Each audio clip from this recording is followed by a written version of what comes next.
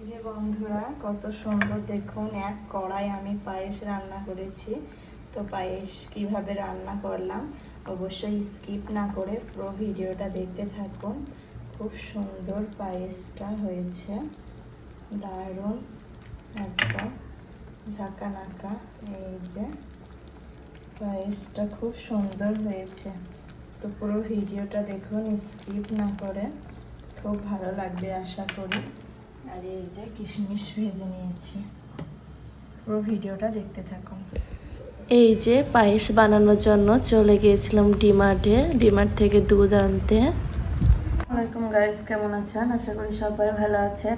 তো এই যে ডিমার্ট থেকে নিয়ে আসলাম, এখন আমি সব কিছুই ভরে দেবো। এখানে দুধটা জাল করে নেব, পায়েস বানাবো। তো পায়েসের রেসিপিটা আপনাদের সঙ্গে শেয়ার করব। এই যে সুজি নিয়ে এসেছি, বাবুকে আজকে রাত্রে সুজি ভেজে দুধ দিয়ে খাওয়াবো, পায়েস বানাবো। আমি গোবিন্দভোগ চাল নিচ্ছি 100 গ্রাম। তো আমার কাছে মাপ নেই, ওই কাপ মেজার মাপ কাপগুলো নেই। তো সেই জন্য বাবুর 100 ml গ্লাসে আমি মাপ করে নিলাম 100 গ্রাম গোবিন্দভোগ চাল। ভালোভাবে আমি ধুয়ে নিলাম, চালটা ভালোভাবে ধুয়ে নিলাম। আর এটা দুধ আছে, ডিমার্ট থেকে নিয়ে আসলাম। এই যে এখন দুধগুলো ঢেলে নিলাম, জাল করতে দেব, ভালোভাবে ফোটাবো দুধটা আর একটু মারবো। তো সেই জন্য দুধগুলো এক এক করে আমি ঢেলে নিচ্ছি। 2 কিলো দুধে 100 গ্রাম। 2 কিলো দুধে 100 গ্রাম চাল দেব। আর চালের পরিমাণটা এখানে বুঝে নেবেন। 1 লিটার দুধে 50 গ্রাম চাল। বিলটা তোর পাপাকে ফোনে বললাম, তোর পাপা এখনই দিয়ে পাঠাবে। আর এলাচও ছিল না আমার ঘরে, তো এখন নিয়ে এসেছে এলাচ আর গুঁড়ো পাউডার দুধ। আর এদিকে এলাচ পাঠিয়ে কেটে নেব। একদম ছোট্ট হয়ে গেছে 2 লিটার দুধের দেওয়ার পর, একদম তো তখন হয়ে যাবে। তো দুধটা আমি না হয়তো পড়ে যাবে উতলে, গাঢ় করে নেব দুধটা। এটা দিয়ে গেল ছোট্ট নারকেল, এর থেকে বড় বেশি পাইনি।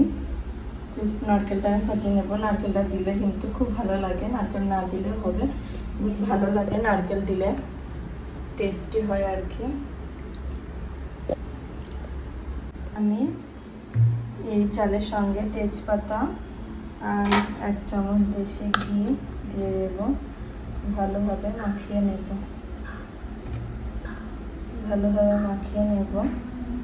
তাহলে কি হবে, চালটা যখন দুধে দেব একদমই লাগবে না। ভালোভাবে মাখিয়ে নেব দুধের সঙ্গে চালটা। বাদামটা শেষ হয়ে গেছে, আর কালো কিশমিশটা ভালো লাগবে পায়েসে দিলে, বাট আমি সাদাটাও নিয়ে আসছি, এনেছি ডিমার্ট থেকে। কারণ বাড়ি যাওয়ার কিছুদিন পর বাড়িতে মা অনেক নিয়েছে কাজু বাদাম, সেই জন্য কালো কিশমিশগুলো নিয়ে নিলাম বেছে। তো আমি সাদা কিশমিশটা নিয়ে আসবো। দুধটা এখনো ফুটেনি, নিয়েছি। আর এদিকে নারকেলটা আমি ফাটিয়ে নেব, কুড়ালো করে নেব। আসলাম এখন এই ডিমার্ট থেকে। তো কিশমিশ আর সাদা কিশমিশ, গোল্ডেন কিশমিশ, সাদা তো না, আমি ধুয়ে নিয়েছি ভালো করে, উঠবে। আর অবশ্যই এখানে আপনারা কাজু বাদামটা দিবেন, যেহেতু আমার কাজু বাদামটা শেষ হয়ে গেছে, আমি দিতে পারছি না। শুধু কাজু বাদামটাই নেই, নারকেলটা এক্সট্রা দেবো। নারকেলটা দিলে আমার মারা দেয়, নারকেলটা দিলে খুব টেস্টি হয়। তো নারকেলটা আমি করলে বাইরে থেকে ফাটিয়ে নিয়ে আসলাম, বাবু শুয়ে আছে যেহেতু উঠে যাবে। খুব সুন্দর নারকেলটা, মরছে দুধটা। তো এখন আমি 1 ডাবু দুধ তুলে রাখবো, এটা কখন দিতে হবে আমি পরে জানাবো। তো এই যে বাটিতে তুলে রাখলাম। তো এর সঙ্গে আমি এই পাউডার দুধটা মিক্স করে রাখছি। পাউডার দুধটা আমি মিক্স করে নিয়েছি। পাউডার দুধটা দিলে কি হয়, মানে পায়েসটা অনেক ঘন দেখায়, তো সেই জন্যই দেওয়া। তো এখন দেবো না। মাছটা দেখুন আগেকার থেকে অনেক ঘন হয়ে এসেছে। এবার আমি চালটা দিয়ে দেব। যে সর বসছে একদম ভেজে নিয়েছি, তাহলে একটু ফুলে ফুলে উঠবে, খুব সুন্দর হবে। তাহলে চালগুলো ঢেলে দেবো আমি। চাল একসঙ্গে দেওয়া হয়ে গেছে, ওপর থেকে কি সুন্দর দেখুন ঘিগুলো ভাসছে, দেশি ঘি আমার মায়ের দেওয়া, মা তো সেইগুলোই ভাসছে। ঘিটা দেওয়া হলে একদম মানে ঘিটা পায়েসটা লাগে না। নারকেলগুলো তুলে নিই। নারকেলটা খুব সুন্দরভাবে আমি ছাড়িয়ে নিয়েছি আর ছিলেও নিয়েছি। এবার আমি ভাবছিলাম যে কুড়োলবো কিসে, যেহেতু কুড়োনোর মেশিনগুলো নেই, তো এই যে মিক্সচার মেশিনে দিয়ে দেবো। মাথায় একটা আইডিয়া আসলো, খুব জলদিভাবে হয়ে যাবে। আর এই যে পায়েসটা, তো নারকেলটাও সেদ্ধ করতে হবে, মানে কাঁচা কাঁচা ভাব থাকবে। আর এখানে আমি সেই যে দুধের সঙ্গে পাউডার দুধটা মিক্স করেছিলাম সেটা দিয়ে দেব, তাহলে পায়েসটা খুব ঘন হবে।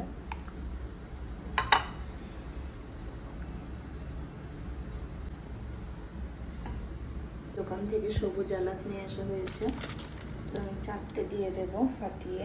সবুজ এলাচ 4টে ফাটিয়ে দিয়ে দিলাম ফ্লেভারের জন্য, তাহলে খুব সুন্দর একটা ফ্লেভার আসবে।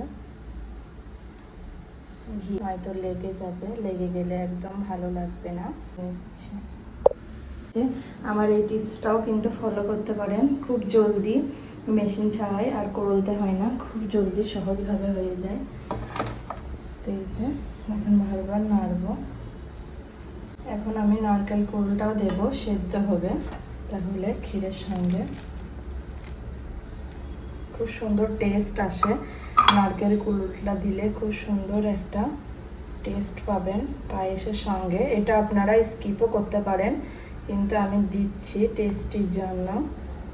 খুব সুন্দর একটা ঘনভাবে পায়েসটা হবে। তারপর রয়েছে এই যে এখনো হবে, ফুটে উঠছে চালটা, তো মনে খুব সুন্দর লাগবে খেতে। মোটা মোটা দানা এটা ইউজ করবো, দিয়ে দিলাম। তো এই যে হালকা সেদ্ধ হয়েছে, তো এখন আমি চিনিটা দেব পরিমাণ মতন, বুঝে শুধু, যে আপনারা যেরকম মিষ্টি খাবেন সেরকম অনুযায়ী দিবেন। তো আমরা এই তো 1 বাটি চিনি নিয়েছি, এটাই দেবো, যেহেতু চিনিটা আছে। নইলে তাল মিস্ত্রি দিতাম, গুড়, যেহেতু 1 কিলো নিয়ে এসেছিলাম, বাড়ি যাব আর মাত্র 1 সপ্তাহ আছি, তো সেই জন্য দিচ্ছি চিনি। তো এখানে গুড় তাল মিস্ত্রি ইউজ করতে পারেন, তো আমি চিনিটা দিয়ে দেবো। মিষ্টি না হলে পায়েস মানে একটু মিষ্টি, ক্ষীর পায়েস মানে মিষ্টির না হলে একদম ভালো লাগবে না, তো সেই জন্য মিষ্টির পরিমাণটা একটু বেশি দিলাম। চিনি দেওয়ার পরে সামান্য লবণ দেব, যেহেতু তাহলে মিষ্টিটা ব্যালেন্স করতে পারবে। খুব একটা মিষ্টি হয়ে গেলেও সেরকম কিছু মনে হবে না, টেস্টি হবে। তো আমি এখানে সামান্য লবণ দিয়ে দিলাম মিষ্টিটা ব্যালেন্স করার জন্য। মিষ্টির ফলে খুব একটা মিষ্টি হয়ে গেলে লবণটা দেওয়ার পরে সেটা ব্যালেন্স করতে পারবে। তো আলহামদুলিল্লাহ, আমি স্বপ্ন করতে পারিনি যে মানে এতগুলো হয়ে যাবে, বুঝতে পারিনি। তো 100 গ্রাম চালে তো আমাদের রাত্রে খেয়েও সকালে খাওয়া হবে। বাবা খুব একটা মিষ্টি খেতে চায় না, বাট আমি যদি পায়েস রান্না করি খুব সুন্দর করে বাবা বলবে 2-3 কিলো দুধের পায়েস বানাবে, তাহলে আমি মিষ্টিটা খাবো, তখন আমার হাতের খাবে। বাকি বাইরের খুব কম খায়, আমি যখন খেতে বলি তখনই খায়। নিচে হালকা সেদ্ধ হয়ে গেছে, ঠান্ডা হলে ঘন হয়ে যায়। তো ওদিকে আমি কিশমিশটা ভেজে নেব। উঠেছে এই যে খুব সুন্দর সঠিকভাবে সেদ্ধ হয়ে গেছে। তো আমারেন যদিও মিষ্টিটা না হয় তো আবারও পরিমাণ মতো চিনি অ্যাড করতে পারেন, কোনো অসুবিধা নেই। এদিকে আমি এটা গরম করে নিচ্ছি, ঘি দিয়ে দেবো, হয়তো পুড়ে যাবে। দিয়ে নিয়েছি, এটা পায়েসটা বন্ধ করার পরেই দিবেন কিন্তু কিশমিশ আর এই ঘিটা, নয়তো কেটে যাবে পায়েসটা, ভালো লাগবে। দিয়ে দেবো। আমি চুলোটা কিন্তু বন্ধ করে দিয়েছি, সেটার মতো ভেজে নেব। আচ্ছা, এটা করলে বোঝার জন্য ঠিকই আছে, অসুবিধা নেই, গান ধরে খাওয়া হবে পায়েসটা। এগুলো কিন্তু ফুলে ফুলে উঠে দিয়েছি আমি চুলার জালটা বন্ধ করে দিলাম, নয়তো লেগে যাবে। তো খুব সুন্দরভাবে হয়ে গেছে, একটু পাতলা আছে, বাট এটা ঠান্ডা হওয়ার পর একদম ঘন হয়ে যাবে। তো ভিডিওটা কেমন লাগলো অবশ্যই কমেন্টে কিন্তু জানাবেন। তো এখন চুলা জালটা বন্ধ করে আমি কিশমিশগুলো ছড়িয়ে দেব। আবার কিশমিশগুলো ছড়িয়ে দেব। তো অনেক পরিমাণ ঘিটা হয়ে গেছে, ভালো লাগবে, অনেক টেস্টি লাগবে। উপর থেকে আমি কিশমিশগুলো ছড়িয়ে দিচ্ছি। ভিডিওটা কেমন লাগলো অবশ্যই কমেন্টে কিন্তু জানাতে ভুলবেন না। ভালো লাগলে আমার চ্যানেলটা সাবস্ক্রাইব করে পাশে থাকবেন।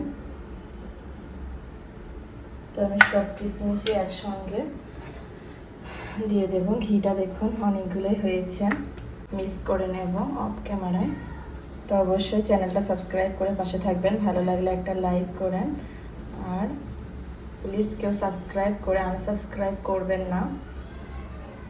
এই যে বন্ধুরা, পায়েসটা আমার একদম কমপ্লিট হয়ে গেছে। তো কি সুন্দর লাগছে দেখুন দেখতে, পায়েসটা একদম কত ঘন হয়েছে। তো এই বাটিটা আমি কবিরের মাকে দেবো এখন, দিদিকে। তো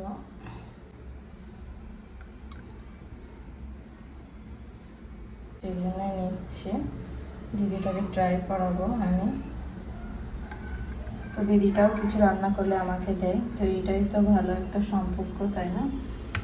তো দিদিটাও আমাকে দেয়, যা কিছু করে আমিও দিই যতদূর পারি। যে উপর থেকে ঘি আর কিশমিশটা দিয়ে দেব, আমি দিদিকে দেব।